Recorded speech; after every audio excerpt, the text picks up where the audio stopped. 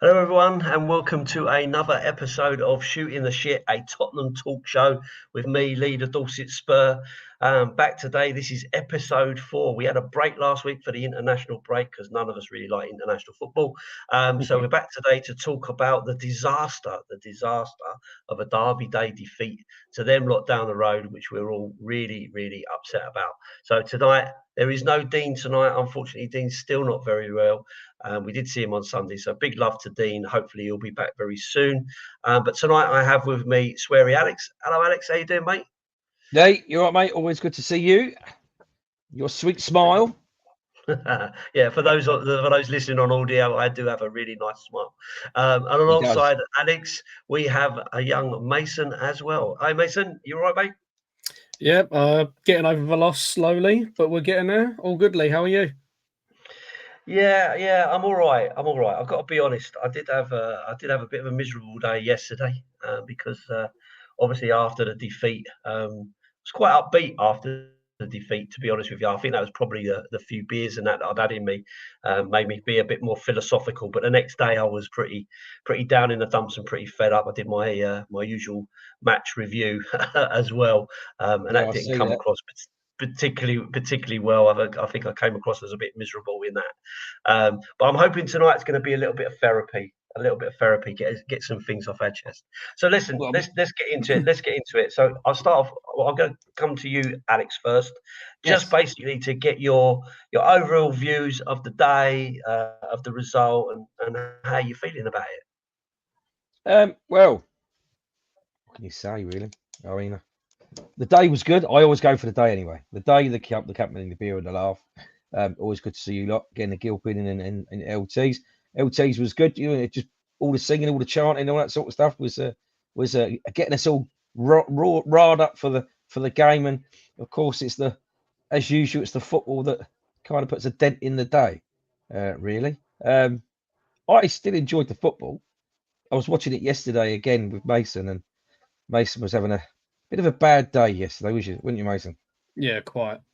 He was. We was watching the football. We was watching Kulusevski, what he was doing. We was having a bit of debate on what he could have done and what he did do. And when you watch it, we had 65% of the play, so it was good. I thought it was good to watch. I know lots of people are going to disagree, but I just get the feeling that there's a single piece of the jigsaw that's missing, as we all know. But I do think it's on its way, to be honest with you. So yeah, and I'll probably get ripped apart, but I thought we played quite well. We rattled them. We rattled those fuckers, and you could see it when you watch it on the telly, mate. They were shitting themselves because they knew what was coming and they were playing for a draw. And when they got that goal, mate, that was it. They just closed the door. They'd have that. And we gave that goal away. It was a stupid goal. Vicario really needs to sort himself out. Yeah, obviously, he gave his statement out, didn't he? Saying how he's going to concentrate on set plays and all that sort of stuff. He's fucking useless. My daughter could do better than that, and she's about 3 foot shorter. You know, if to end up in the back of the, it's fucking embarrassing. He should be going forward to the ball, not fucking going through the air and landing up in the back of the net himself. So, yeah, lots of issues there. Ange is still. Well, he put himself on the spot, didn't he? The other day, he was getting a bit narky with the Sky a reporter when she asked him about silverware. And, you know, is he going to come across and win something in his second year? So I think secretly he was a bit pissed off. But again, don't know. What can we do? Well, you can go on. But I enjoyed the day. I thought we played quite well. Obviously, 65% of the game we had. It's just those fuckers. They just They knew we was gonna. We would have got one go in. Obviously, we would have got 2 in. We would have got 3 in, but we didn't. We just can't finish it off. Like my first girlfriend, just couldn't finish it off. It's just wrong. Okay. Hope she's not watching. That's thrown me a little bit. Was she a Tottenham fan? If she's a Tottenham fan, she probably isn't watching. No, Mason, hang on, I ain't finished yet. Glenn Hoddle. I'm going to say it, Lee. I'm going to say it. Hold it in, mate. You've got to set the audience up. You've got to give them a chance to get over. Right. It's coming. Everyone is coming. You can't throw all your eggs into one basket. Let me talk to Mason. Let me get some sense out of Mason. Mason, Yes. you sat and you've watched the game with your dad following it. We was all at the game. We was all at the game, right? So before I say how I felt about how we played, do you think that there was a difference between what you saw on the day, watching it live, and watching it back? And if there is, what's the difference between the 2 days? I mean, if you're going from a how we played point of view, you could see a lot more of what Arteta was trying to do, and which is what he usually does when he shits himself. And it's sit back, 4 centre backs in, wait for the opposition to come at you. So you could see when you're watching from the TV, that's what he was trying to do. But obviously, where we were in the ground, it wasn't. You knew he was playing defensively, but Jesus Christ, have a go, man. If they're title contenders for playing like that, give Sean Dyche $500 million, and he will do the exact same thing. I guess, yeah, no, I guess so. From my point of view, right, I listened to what you say about it not being a bad game and going quite well. That's not how I felt on the day. If I'm being honest, I felt it was a pretty lackluster day. I didn't feel like we really went for it on the day, like watching it live. That's why I'm asking the question about whether it looks different on the TV as opposed to watching it live. Because in the stadium, I just felt like we were just going nowhere. And I guess the question is, we had lots and lots of possession, but is that because they gave us that possession because they were playing this low block kind of Sean Dyche type football? I was listening to a podcast today on the way up to Dartford, and they were talking about it being like Tony Pulis at Stoke, right?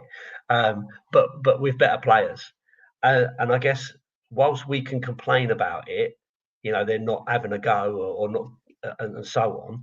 But actually, what that did is it gave them the win, right? So they had a game plan that they worked on.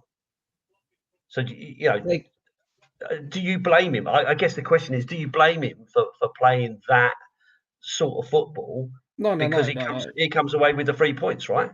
No, you don't. You don't blame him. He was always going to play that way with having Rice and Odegaard out.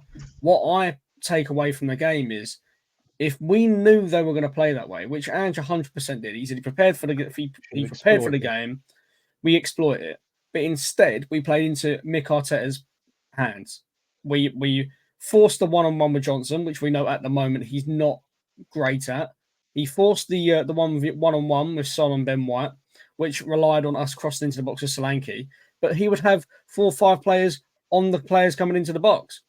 Arteta, don't get me wrong, Arteta had a game plan. He stuck to it. Fair enough, he got the win. What I can't grasp is that why weren't we prepared that he would do that?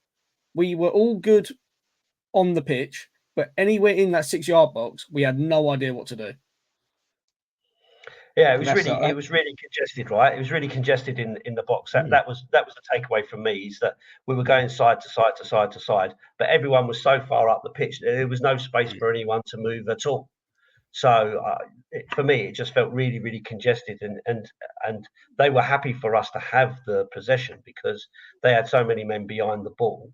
And then when things kind of went, they started to play that game of, the little fouls, the little niggles, the cramping, the time wasting, and all those kind of dark art type thing. But at the end of the day, it gives them the win.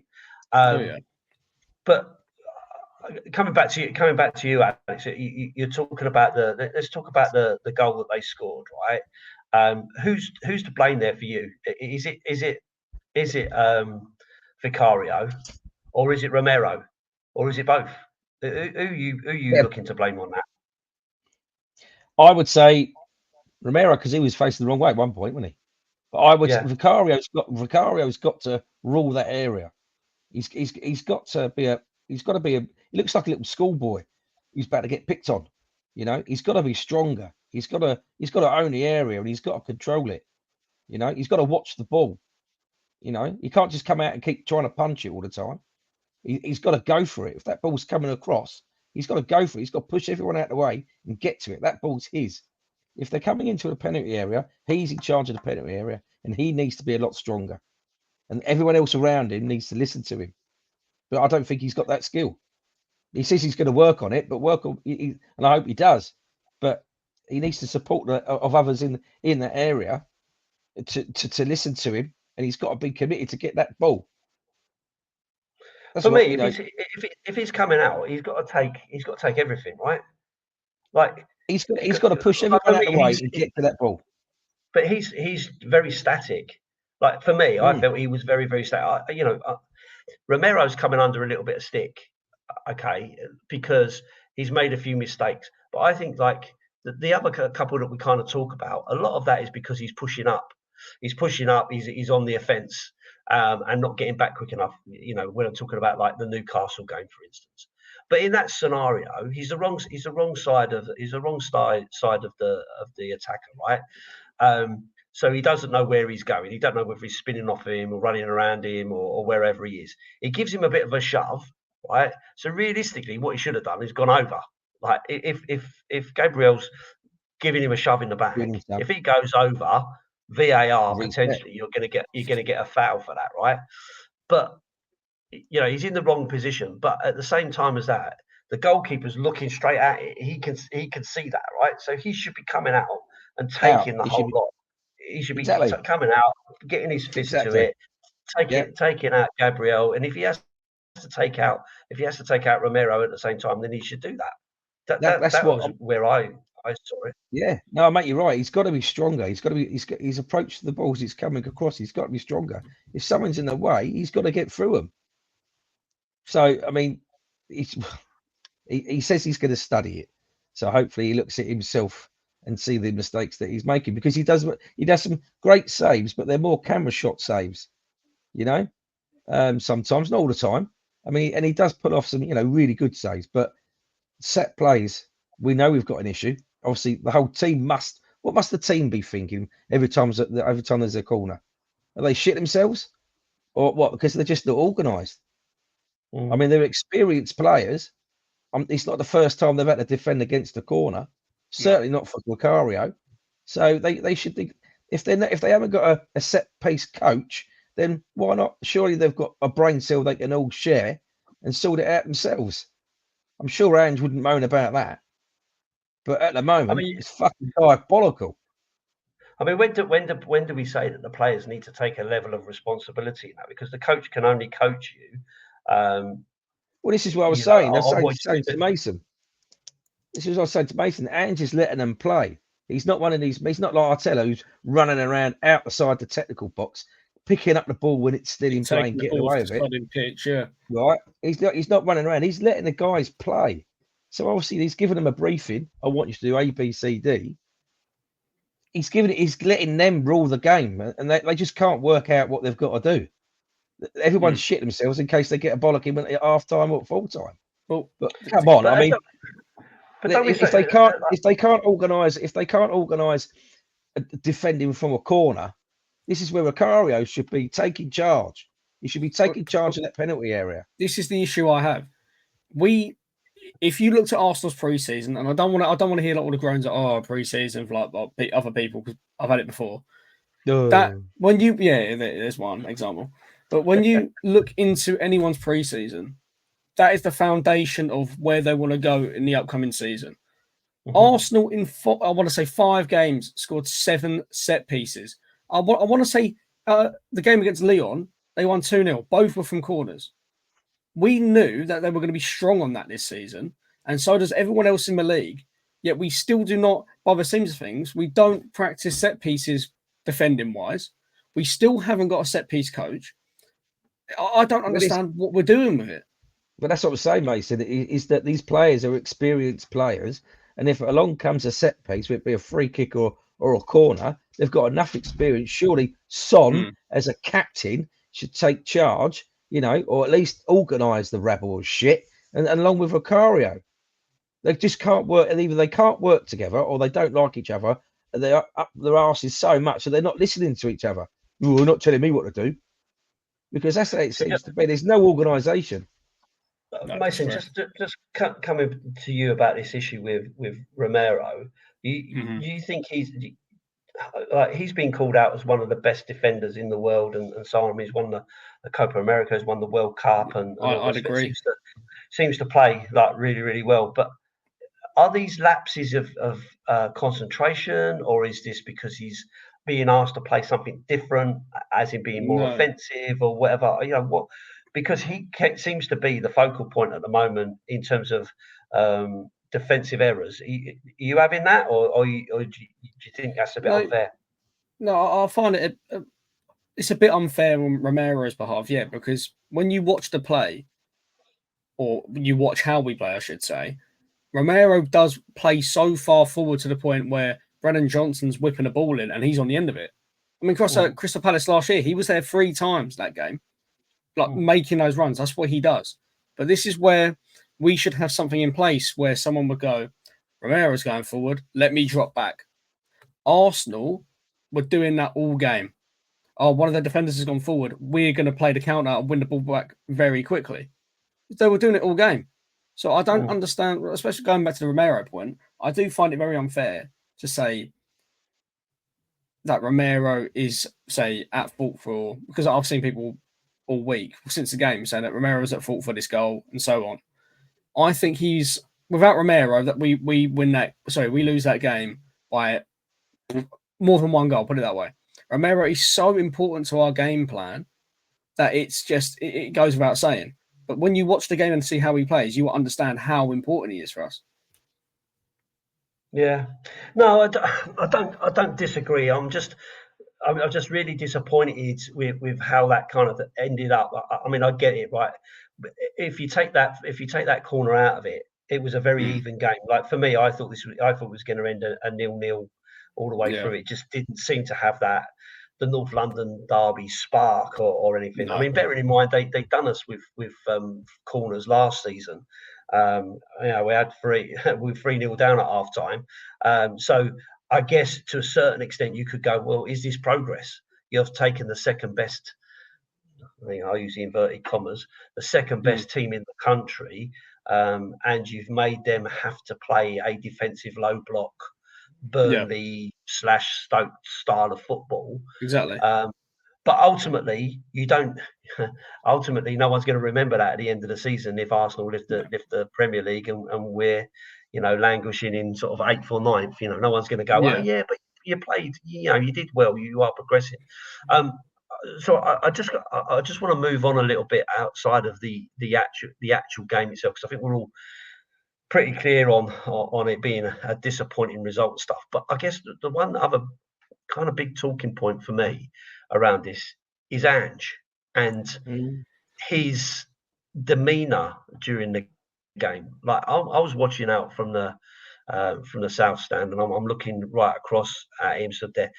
And for as much as we really dislike Arteta, he's always really animated and stuff like that. He's chucking out his instructions and stuff. And you think back to Conte, we had Conte Cam because they've been so animated. But with Ange, I wasn't seeing anything. Like for me, he was just stood on the line with his hands in his pockets. That's what I mean. Is he giving them a game plan and letting them play the game and trying to make them create? They've got to be creative, giving them a creative license.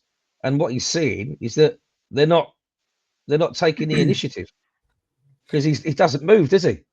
But don't you react to that? Yeah, but don't you react to that?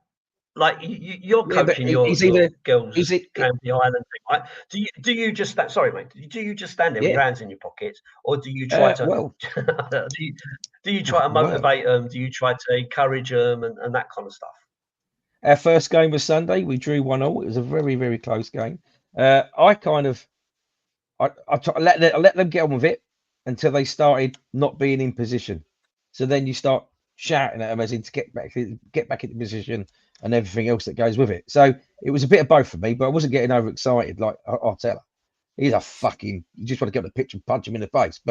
Um, but yeah, Ange doesn't move, and he's either in deep thought or he's thinking, "Oh, for fuck's sake, another 90 minutes with these bunch," because he's yeah. not very animated at all. He's only animated when someone in the crowd has a go at him. He's not animated, but you got to think. I think going back to what he said when we lost 2-0 at home to City, he said, "You can't stand him." Ange, no. He annoys the fuck out of me. But I'm not going to sit here and say Ange out because I can see progress is being made. Oh yeah, definitely. But I mean, dare we say it? We're like the scum a couple of years ago. You know, we're still developing this team. Yeah, but everyone wants a rebuild until it's part of the rebuild, isn't it? We want a result now. That's the problem. But the issue is with Ange being quite not reactive to a lot of things. Is that when you go back to City when we lost 2-0, after the game, he said foundations are quite weak. Whether he was talking about the fan base or whether he was talking about the team, I think he was talking about the team because he was going on and on and on about the foundations. But now, this is what, if you think last season, he was shouting at players. Chelsea, when we lost 2-0, when the camera panned to him, he's going, "You fucking press, you drop back. What are you doing?" Screaming at the team. When the team don't listen and they're not doing what they're supposed to be doing, that's when he snaps. So when we're playing well, like we were against Arsenal, there wasn't a need for him to jump in and have a say.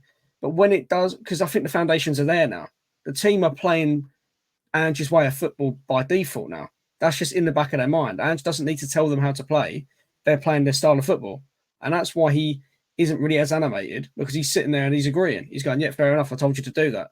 But with Chelsea, when the team wasn't losing and we were down by a goal at this point, I think Chalobah scored, he was going absolutely fucking ballistic because the team weren't listening.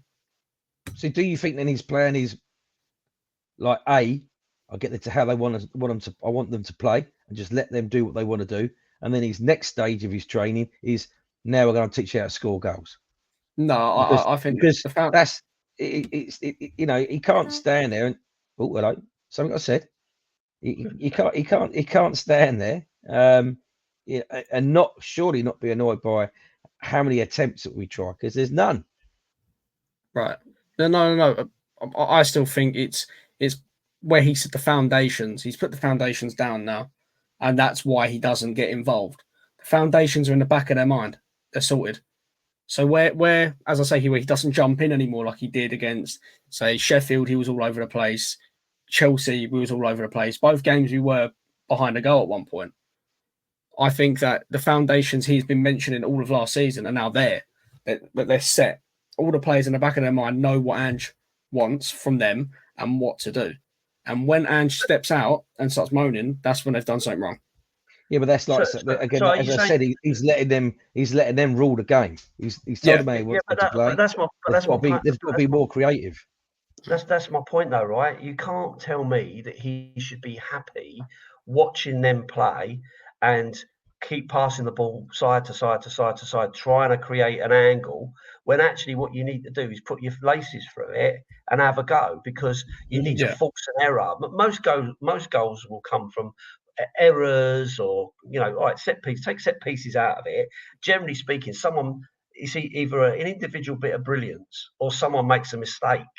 Right, so passes the wrong way, a misplaced pass, or they hold on to it for too long, or the keeper spills it, or whatever. They're all technically mistakes, right? But you've got to force those mistakes. You've got to take the opportunity. You can't tell me that he's saying that the foundations are there watching them pass it side to side to side to side and not have a go. The missing piece that we said last season was we need someone who could put the ball in the back of the net. So you buy a striker. It was what we really needed. I felt that on the day that Solanke was absolutely starved of anything. There was nothing coming in. It doesn't matter whether you're, I know Johnson's getting lots of stick, or Odebear, or Sonny, or whoever was playing out wide. Nothing was coming in. Nothing was coming through. Yeah, but even when it did, he took too long, didn't he? Took too long and missed his opportunity. They've got a hunt for the. You're talking about a bloke. This is his second game. Hold on, this is his second game. Yeah. His second game, coming back from injury. He's meant to be the dog's bollocks. Don't care if it's his first game or half a game. As soon as he steps on that pitch, my expectations of him are for the money we've paid him, and he's all this and he's all that. To make a silly mistake as take an extra step with the ball and lose the opportunity to take a shot, pretty piss poor. If you watch the game from when Solanke had the ball and when he was making the runs, it was so clear that he's still injured. The limping, That's true. Yeah, the sighing when he couldn't make a run. I think he rushed to get himself in the derby, or someone rushed him to get him in the derby. He did not look up to scratch. Not up to scratch. He looked in the build-up play. He looked so effective, but when it comes to anything after, when he's dealt with the ball, the look on his face, he's like, "Oh Christ, that hurt. Oh fucking hell, that hurt." He was limping everywhere.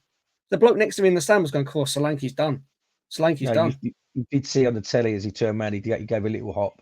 But going back to Ange, though, I mean, because I've done these football calls and all that with the girls and that. One of the training sessions, they said you have objectives on the game. So it like 1, 2, 3, 4 objectives, whatever it is. And as long as you've reached your objective in that game, that's a result. So maybe Angie's thinking, well, this week I want you to do A, B, C, D, and they do that, and in his eyes, that's a good result. Forget the losing part. What he's wanted the players to do or to understand, they've done it. For him, that's a result.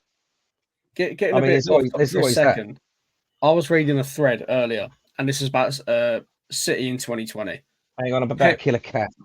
Yeah, fair enough. This is about Pep at City in 2020. He said, "It's my job to get you to the final third. It's your job to score." I think it's the same thing. Being that context as well to the same thread, Ange was with City Group, which is who obviously owns City. Ange, when he was in Japan, City Group owned the club he was at, and they all had one big coaching event where they all shared ideas. And subsequently, afterwards, Ange has changed his style of play to what it is now. This is why Pep regards Ange as so high, because he's seen what he can do, what he thinks, how he can solve a problem. I think that what Pep said in 2020 resonates to Tottenham 2024 now. It's Ange has got the game plan sorted. He gets us to the final third. We're dominating possession. We're playing very, very good football, very effective football. I say very effective. We ain't scored. But it's the player's job after that to score. Ange can't sit there and go, "I'm going to kick the ball for you." What he can do is say, "Here's how you get the ball in that area." Other than that, Then again, it's the players. It's down to the players to be more creative in the area with the ball. But But then don't you think then with the overlapping inverted wing backs that you are then creating so many people in that final third that there isn't the clear cut opportunity, and everyone's trying to walk it into the net. Well, that's another thing. Maybe there's a lack of confidence amongst the players, which is a ridiculous thing when you think these guys are professionals, right? If I wasn't confident doing my job every day, I'd be in trouble, right? So you think you can't just keep going back. And these guys have been playing football probably all their lives and been professional, even though they're at kids levels. So these guys have grown up around this stuff. So you should expect them to have a bit more, self-belief and that kind of stuff. I know it's not simple, right? I know, we can all sit here and watch it and go, like you say, why did he take an extra touch, or why did he pass it? In their mind, they're making a split-second decision about how to get the best result out of what they're going to, the next step of what they do, whether it's so-and-so's in a better position than me, I'm going to pass to them, and then that person doesn't think they're in a particularly good position, so they pass it to someone, and it's trying to pull all those different levers at the same time. I just want to talk a little bit about, because we've started touching on it anyway, about the feeling around Ange, and you've both already said you're still Anging, you're still totally Anging, and I'm with you, by the way. That's my view. Whether I think he's absolutely the right man or not, I think is another matter. But I think as the fact that he is our coach currently, and everything that we've been doing is, again, in inverted commas, supposed to be built around what he wants. So if he is saying yes or no to these players, he's brought in these youngsters and is looking at longevity of the squad and everything. This squad is his squad now. I don't think we can say that it's not his squad. That these players are the players that he wants, right? All the players he didn't want are pretty much gone. The only one who's still there is Reguilon, right? Everybody else that he didn't want has gone, and all the players that are there now, you're assuming are the ones that he wants to keep, right? Yeah, So out of the past 3 managers, Ange has been backed the most. Like, can you imagine Conte with the back line of draggers in Van der Ven and Romero as bar Longley, Eric Dyer, Ben Davies? Like, it's night and day. well, yeah, I get it, right? But the question right is, would Conte have wanted Van der Ven, Dragusin, and Udogie, Yeah, these three really young prospects that none of us really knew anything about until they came to our yeah, club, yeah. You right? could say that. So Conte would have wanted, players ready now, players that he knows that are, on probably 300 grand a week that come in at like 80 million each or something like that, because that's the sort of manager that he is. And our club's just not going to do that. It's not going No, to do that, and that's why they're taking the longer term approach with these players. Because I guess I just want to get your view on, like, the squad that we've got now, and the fact that we've got these young players. We are in transition. We are building. So what's going to happen? At what point do you think? Well, this has gone as far as it's going to go. It's clearly not working. What's your trigger point on that? If we lose against Coventry or lose against Brentford, how are you going to feel then? I I think still think it comes down to, because coming up to a cup run, what happens every year? We get a championship club away. What happens? We lose. We can think of Middlesbrough. We can think of Sheffield. List goes on. But that's just the past 2 years, Middlesbrough and Sheffield. Now we've got Cov away. I'm feeling more confident now with a midfield consisting of, let's just say, our bench of Gray, Bergvall, Bentancur, and so on. What compared to the likes of who did we have? We had Skip, Hoiberg, and Winks at one point. Between me and you, yeah, do you think Lascelles. it's Like, a stronger team? it's a stronger team. Our B team or our bench is stronger. I think we have to play our cards right. I don't think we should play the entire B team. No, I think we should play starting 11, take out a few players who need game time. Because No, we need to go there, score some goals, and then take them off. Yeah, exactly. Then give You've the got to give others them a go. game time. Give the players game time. Obviously, especially with Gray and Bergvall, they haven't really played a lot. Played against Leicester, I think, and a bit against Newcastle. But if we lose Alex, again, Alex, sorry, hold on, just a sec, right?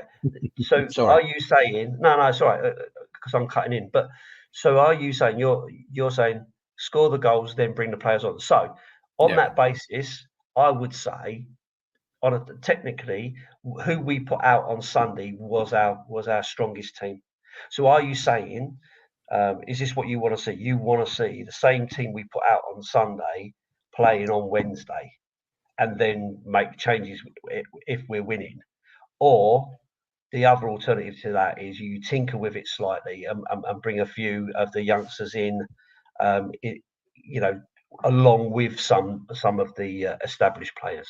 Are you? I'm not. That's what I want to understand. Are you? I'm not a gambling man, mate. Subject I'm not a gambling man. I'm afraid. I would put the team on that we played on the weekend. I would get a couple of goals up very quickly, and then take them off, and then put the new ones on. I wouldn't do it the other way around.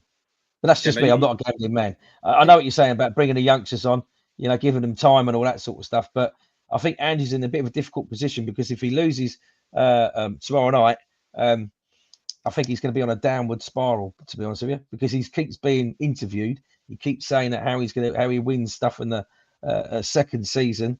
He's backed himself. He keeps building himself up that this is what's going to happen. If we come away with a defeat, he's fucked. And people just the reporters, the media would just take the piss out of him. So who do you think he's fucked with? When you say he's fucked, who's he fucked with? I think fans or we're yes, we're the fans. Which you're for, about Levy and all that sort of stuff. They might think, look, although he might have a great plan, how long is this plan going to take? Because now we're at, it's the beginning of being out of a cup. Then we're going into Europe, and if we fail in there, again, we're not going to win anything anyway, probably. But I think he's made a rod for his own back by being arrogant, as Mason always says that he is, by saying that we're going to have some sort of silverware in his second season. And even the Sky reporter on the weekend, she got under his skin, and he nearly snapped about it because people are hovering around him now. They're waiting for him to foul. But do you think that's enough? Like, do you think, like, bearing in mind, like we've said, that Ange has probably been the most backed out of the managers over the last couple of years, right? So Right. do we think that Daniel Levy is going to go, fuck it, the fans are not happy with Ange. He's out of the Carabao Cup. I'm going to sack him. You know, I don't think that's likely. I think the only thing that's going to get Daniel Levy to pull the trigger is going to be something like us languishing in the relegation areas. I don't think he cares about the Carabao Cup. I think that's like too bob. He's not worried about the money. He'll lose the support of the fans, though, Lee, won't he? He'll lose the support of the fans. Yeah, but that's my point. That's my point. So it becomes embarrassing for us with the fans. But when you said we're going to lose all trust with him. That's what I'm saying. Yeah, that's what I'm getting to. So yeah. Oh, you've frozen, Lee. Yeah, and that's the issue, right? It's because to bring the fans and the club and the players together, right? And that's what Ange has done since he came in. That's been his biggest asset, in my view, is the fact that he's galvanised everyone together. He's become quite likeable, and everyone's kind of on his side. But now that feels like that's turning. Mason, what do you think about the starting 11 for Coventry? Are you same as your dad with going in with the team at the weekend, or? No, I wouldn't say full team anyway. I mean, I've been saying since the first episode of this podcast, I'm a massive Bergvall enthusiast. I'd love to see him go about the cup and have a great game. It's just the issue is with me is that I haven't, in a fair few years now, haven't seen a decent B team go to any club and win.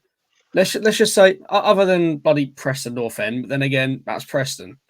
But let's remember Fulham last year. Sanchez ultimately cost us that game. Who would you rather play against the Fulham then? Who would you rather play, Dragazin or Sanchez? You'd take Dragazin, wouldn't you? Yeah. I feel a lot more confident going into this cup like now with the squad that we have ready to go and on the bench than what I did for Fulham last year. So when you say about the team, I'd say ideally I would have the 11, like the starting 11 that we had on Sunday, take out a few players. I'd put Odebear, I'd say Johnson, give him some game time, bit of confidence, and I'd maybe wax Lanky through the middle. But even then, Kulusevski during pre-season and a few games at the start of the season, playing the false nine, it was so effective. Whack Kulu through the middle. But then the midfield of, let's just say, Bergvall, Maddison, Bentancur, or Bergvall, Maddison, Gray. But the back line, this is where we should have depth. Because what happens to Porro if he gets injured? Who have we got playing right back? I don't think we do have a right back, do we? Spence. Oh, Spence. Yeah, of course, Spence. Yeah, Spence. I think he's probably the natural. Although Archie Gray can play that position, that position as well. It's just Spence wasn't even qualified for the Europa League, was he? It's just I don't understand the game plan going forward. I think personally, Jed Spence was kept in the squad because of is it the homegrown numbers? Yeah. So how I've kind of understood it is that there's some real strange rules around what's classed as a homegrown player, what's classed as a home trained player, or something like that. You have to have played for a certain team or within the year or whatever. And you're only allowed so many and stuff like that. Yeah. And I think Jed Spence is just unlucky of how that's kind of turned out. But I think he'll get game time in the cups. I think that's probably where he might pick up and where he's needed as backup for Porro. I don't think Gray's particularly the backup for Porro. I think it's Spence.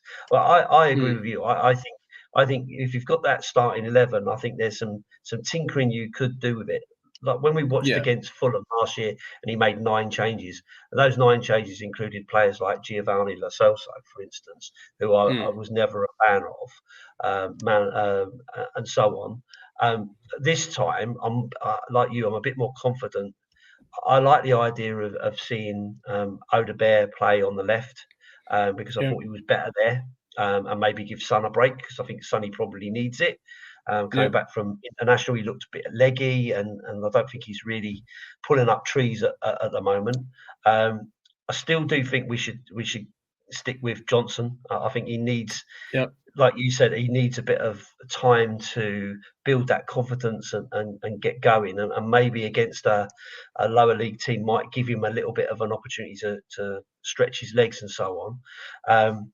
But I think Gray and Bergvall in the centre, maybe with someone like Bentancur or Basuma if he's available. I don't think he's going to be available, but someone like Bentancur for the experience, just to have that youthful enthusiasm to really give it a go, because I think they are better players because they're expected to be the backup to players. That's why they've been brought in. That's why they paid 40 million for Gray, because he's supposed to be a first team player, right? Part of the squad. So he's not like I've still got him as a hangover from the previous manager, or he's a prospect that I'm bringing in that I'm going to send off to play for, someone in the Dutch league or whatever. They're part of his plans.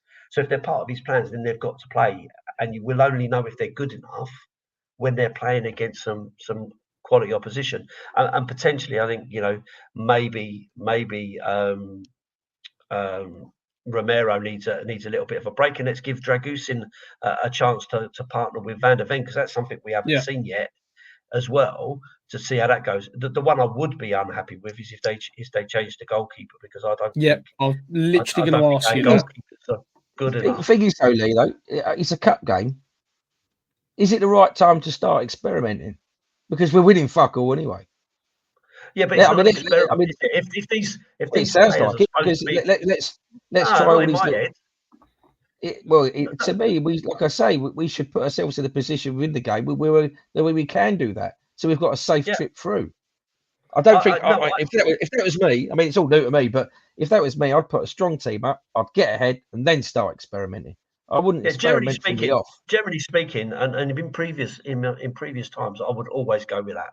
I would always say, put your best team on and then take them off when you're winning, right? I'd always go for that, right? So I'm not saying what you're saying is wrong. What I'm saying is, in this situation now, where you've got players like Bergvall and Gray and Dragusin, who are supposed to be like-for-like changes for players, right? So Bergvall is your Maddison. That's why I was so incensed on Saturday. I know I'm going back to Saturday now, when they took Maddison off and brought on Werner. I was beside myself. I could not get my head around it. Why have you bought this kid who's a wonder kid, supposed to be one of the next talents, and you're not giving him any minutes? No, it makes no sense to me, and that's why I'm saying, if they're not gonna play, then they might as well just go off to Notts County or Plymouth. No, I understand that. I just think do you know what I mean? At some point, you've got to trust that these players that you've brought in for big money are going to be the players of the future. How do we know until we start playing them? I think he's trying to trust them more already, and looks what's happened. I mean, but I just think it's, if God forbid we come away, a draw or we lose at Coventry, because we've decided to have a bit of a play. I think we've just got to get ourselves in a good position and then test them. What do you think he's going to do, though? That's what you want to see, right? That's what you want to see. You want to see a full straight, right? To say, I play the safe. I don't gamble. I'd be the safe route, mate. I'd smash them first, and then get everyone on them. But what do you think he's going to do? Who knows what he's going to do? He plays his cards so close to his chest. I don't know. He will probably do what you used to have said. He will put the young players on just to see how they react, and then hopefully, if it's going not the way he wants it to, he'll be on the more experienced players, and that they may save the day. But I think the problem the problem we've had with previous years is when we slap the entire B team, we've had no game time together whatsoever, play together, and we lose. But we should That's be the taking main it problem. seriously. We should Yeah, be but taking it that's seriously. what I'm saying. When you get players who haven't played together, who haven't had game time, like they're saying, and you put them all together, and you don't know how you're going to react to anyone or whatever, they're not used to playing together. How are they going to be expected to go and play like they've been playing together for weeks? Don't get me wrong, I know they're all trained together, but if you can't tell me because they've played a few times now, Romero Dragusin pair up is better than a Van de Ven Romero pair up, because Van de Ven and Romero know what they're going to do. They in their head they know what the game plan is. But with Dragusin, because he's a different player, where he might be behind, like the Isak tackle, if you remember that, like a few weeks ago. He might be behind a player, but he'll still give it a slide and win the ball, exactly like what Van de Ven does. But Van de Ven's not used to someone next to him do that. So when you get players that haven't played together as much as the first team, that's when you start having problems, and that's when we start going to cup games and losing, because you're putting Ben Davies next to Davinson Sanchez next to Emerson Royale. I get that was last year, but this year seems a lot more bright than, say, last year. That's my point. And I get that analogy. I get the analogy about them not always playing together and everything. And the other point around that is, are those players previously been playing in the same system? Whereas now you're looking at players that are supposed to be like for like type changes. So if Romero gets injured or gets sent off for extended period, you would want to expect that the quality of someone like Dragusin, who you bring in, is able to take up that role and perform like that. But you've got to give him minutes. He's got to get minutes in his legs. Otherwise, what you're going to do is you're going to throw him in, in a couple of months, and he's had no game time or whatever, and he's never gonna catch up to that standard quick enough. So you've got to use a whole squad for all the, because you're gonna, after the Carabao Cup, we've then got the Europa to consider, right? So you can't play the same 11 every week in every game, two games a week, because I feel like what Mason the modern said. player doesn't do it. Sorry, I feel like what Mason said. He's got to have a plan that meets the opposition, and if he's got one, he's kicking it very close to his chest. No. So I was talking He's before got the podcast. He's got to evaluate. He's got to evaluate each team that we're playing. I was talking about the podcast just before this, talking about how this is what gets me. Ange will sit there and he will say, we play how we want to play. We play everyone. He doesn't say we play everyone the same way, but we do. We play our football is what he tends to say quite a bit. We play our football. We play the way we want to play. So what gets me is that when you do see that happen, we go away to Leicester and we play the way we want to play, as you say, Lee, in inverted commas. We play the way we want to play. And we leave with a 1-1 draw. We'll go and play Arsenal the same way. Surely, is there? Because I don't see much difference between the plays. I don't see us taking advantage of, say, a right back who isn't as fast as Brennan Johnson and stuff like that. I don't see us taking advantage of like pairings like that. We just play the same football every week.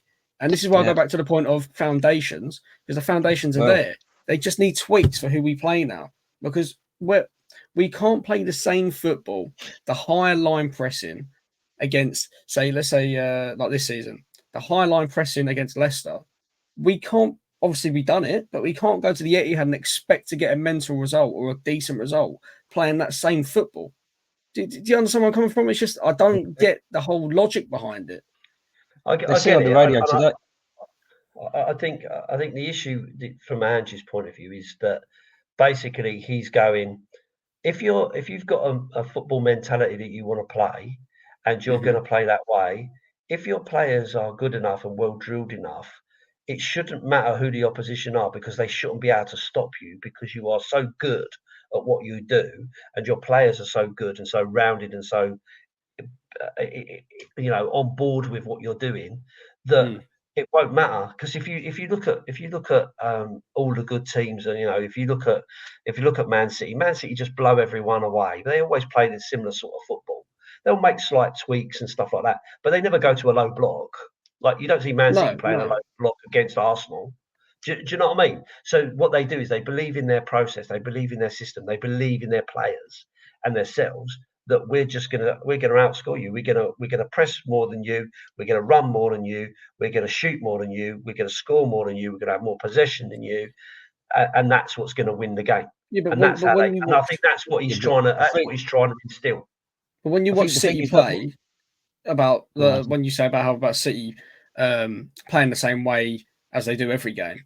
But when you watch the players, say Haaland, I can't sit there and say Haaland plays the same way every game. He plays the same role, get on the end of the ball and finish it, but he doesn't say. So one game he'll go, oh, their left centre back's a bit, he looks a bit tired, whatever. Pep will go and be on him for 90 minutes. Go and be on that centre back for 90 minutes. And then the next game, or the right centre back's a bit off. Go and be on him for 90 minutes. But with Ange, it's the same football, the same approach every game. I see, especially with Brennan Johnson and whoever else is on the wing, because Kulusevski don't really play on the wing anymore, does he? He goes out wide, but anyone who's on the wing, the ball is played behind them, not in front of them, behind them, and we try and cross it in. It's every game. You don't see the only two players I see making that run forward are Romero and Solanke because they are an aerial dominance threat, right? But I don't see Bentancur coming in and trying to, mismatch or overload the team. I just see the same football that I see every week, and I don't see a lot of changes with it. And that's what I get annoyed at because we approach Leicester the same way we will approach Arsenal, the same way we will approach, say, Chelsea and City. And that's what annoys me. That's what they were saying on the radio, that our code as such has been broken. People know how we're going to play before they've even touched the ball. But that's my point about City. Everyone knows what City are going to do, right? But try stopping them. It comes back to being creative, do they? Have this poetic license, a creative license. If Ange has got a plan and he says to these players, over to you, I'm going to watch you. I've told you what I want. Here's your license. Go and create what you want on that pitch for 90 minutes. And if that's all they can come up with is the same game every week, that's getting the code is getting cracked as such, then they need to look at themselves again. Are they being creative enough? And I think the answer is no. Yeah. They're creative enough to get to the area, but like you say, nobody wants to take that opportunity. Nobody wants to take a long range shot. Everybody wants to walk it into the goal, and we're not quick enough. By the time we get into the area, all the team's already in front of the goal, and I might as well just line up in front of it because we just haven't. That's what they're doing. They're doing the low block because they know how. We haven't got that, but we haven't got that foresight. They haven't got the foresight or the creativity to put it in the back of their net. We can have possession all we like, but it's the goals that score, the goals that count. But the way we play, everybody knows now. So it doesn't matter if we're playing tomorrow night, next week after that. Everybody knows how we're going to play, and they can prepare for it. And that's not. We'll play Brentford the same way we've just played Arsenal, and they know what's coming. It's not creative enough, is it? They've got to, like Mason said, have a plan for each individual team. Surely they're studying the players. Surely they know more than we do. And all we can come out with. I'm sure they do. Listen, we can sit here and we can go on about it as much as we like. But we don't know what goes on. Yeah, we don't know the effort that goes in, the work that goes in, and studying. No, I mean they all work hard, but I don't want to see him be an armchair coach, but it gets on my nerves. It's just questions that aren't being answered or things that I'm not seeing reflected on the pitch. I don't want to sit here and criticize a decorated coach or a manager that's been here who's been about the business for years. I don't want to do that. It's just where I just question what I see. I won't criticize. I'll just question it. Yeah, well, you need to crunch the data, like Dan. Well, that's the thing, isn't it, these days? You need to crunch the data, not make judgments with your eyes and your ears. Exactly. Oh, mate, so get with it, mate. Get with it. It's old fashioned. Yeah, well, exactly. One eyeball's not any good anymore. Yeah, apparently not. Yeah, old David Pleat, he'd be he got sacked, raging. Sacked for watching football with his eyes and his ears, not crunching the data. Listen, it is what it is. Listen, we're almost at the end now, so I just want to ask your your score predictions for the game against Coventry. Alex, what are you saying? Are you going for a win? What do you I think? refuse to answer that question in case of the evidence I may give might incriminate me in the court of football law. So I'm not going to say anything. I'd like to say 3-0, but yeah, I'd go for 3-0. See what happens. Mason, what do you think?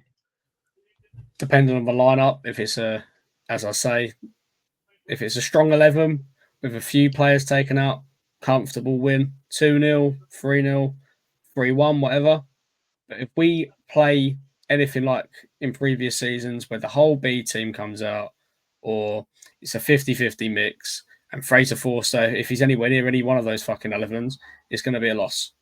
That's a politician's answer, isn't it? No, it's just 50-50. Well, not really. Not really. He just said Check that. he just said we could lose. Well, listen. I'm gonna go for a 3-1 win for Spurs. I do think they'll score against us because I don't think we can stop goals going in. I do think there'll be a bit of a mix up in the squad, in the starting 11, because I think he has to do that because you've got a game on a Wednesday, you've got a game on a Sunday, you've got a game the following Wednesday. I think I don't think he has a lot of options. But I think he probably will not make wholesale changes, but I think there'll be a couple in there. I'm pretty sure that Dragusin's going to get a run out, and I'm pretty sure that Gray and Bergvall will probably spend some time there. I'd still like to see Solanke because I think he needs the opportunity to score a couple of goals and get off the. What about Brentford? What about the weekend result? Are you going? No, I'm not going. I've got something else on, so I can't make it. What do you think of the result there? What's the result going to be there, do you think? If he rests them all up tomorrow, then surely we should have a result on Saturday. Well, again, you can never, in the Premier League, you can never count your chickens.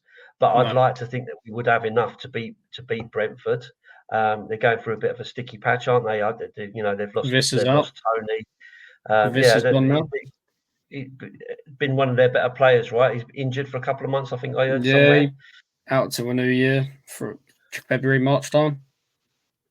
Okay, so potentially, you've got some bits and pieces going on your side. In my opinion, Ange really needs a win. He needs that win. We need to get those points on the board. We need to start racking a few up now and get some momentum going. 2 wins in a week. 2 wins in a week, Lee. Well, that'd be good. I think the Brentford one's going to be a bit closer. I think we'll be something like a 2-1 maybe. But I think we'll have that. I think we'll have it. Anyway, we'll be thinking of you when we're there. Yeah, we'll have a beer for you. Drinking. He's driving. He's driving. So. Okay. Well, listen. All that's left to say is thanks very much for joining me, boys. It's great to listen to you kind of chatting on and airing your views. Hopefully, there's been a little bit of therapy. Get a few things off your chest. I know there was one thing you did want to say, Alex. I didn't give you a chance to say so. I'll let you say it now.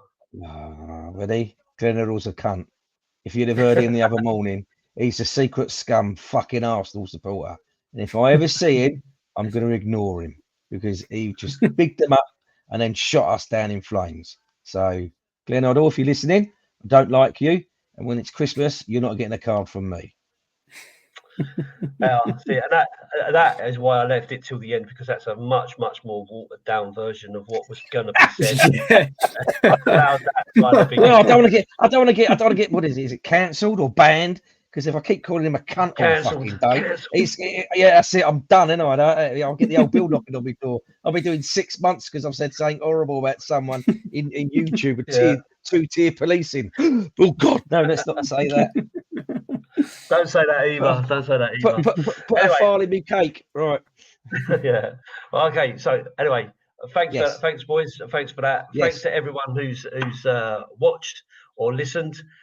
It will be available on YouTube. It will be available on Spotify. Please do give us a thumbs up and leave us your comments and stuff. I do read them all and try to respond. It'd be really good to do that. So it also helps the algorithm if we get, I think, is it a 5-star rating or something on Spotify? I've been told I need to call out. So anyone who's watching, please do follow along, give us a thumbs up and all the rest of it. But until next week, we'll leave it there. Thanks very much for watching. And all that's left to say is up the Spurs.